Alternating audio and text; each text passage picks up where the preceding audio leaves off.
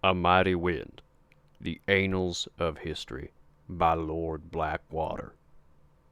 Chapter 18. Bang Bang Grabthar's Silver Hammer. Shartner grabbed Barnaby at the shoulders and lifted him up to eye level. She pulled him close and began licking his lips. It reminded Barnaby of when he had dated one of the Kilkenny cats. Blowjobs were confusing at best with the cats. They started out just right, but became too much too quickly.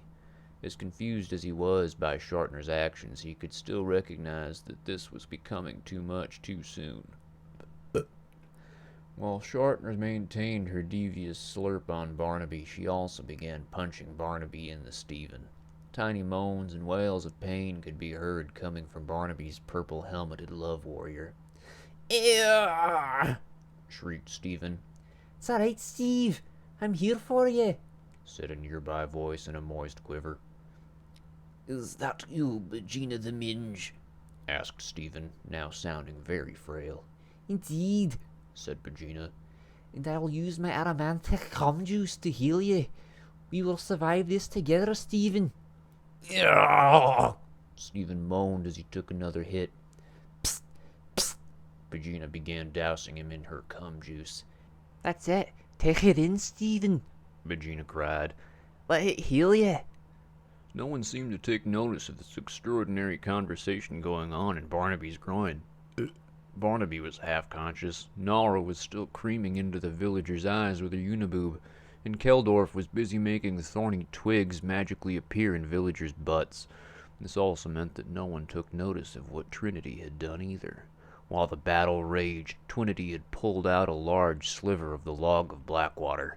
She was now approaching Shartner's back door Robocop, holding the sliver in her hand. "By Grabthar's hammer!" Trinity yelled as she shoved the large sliver into Shartner's Reuben sandwich. Shartner turned around. A slight smile of satisfaction sat on her face. "Not my first twig, honey," she said to Trinity. Shartner let go of Barnaby and turned to face Trinity. She unleashed her pentawiener sword, which she began twirling in a circular motion. It looked as if a 5-bladed fan made of dicks was operating on the highest speed. Before Trinity could be slapped by the wiener fan, however, Barnaby's fatherly instincts kicked in. He woke up, dove at Trinity, covering her up, and took the brunt of the first wiener sword slap. Barnaby held on tight to Trinity as they slid across the plaza. They finally stopped right at the feet of Nora and Keldorf. Barnaby checked on Trinity before looking up to ask the other two how they'd fared, but before he could get the words out, Barnaby had a realization. While looking at his companions, he now knew what Dell had been trying to teach them in hell.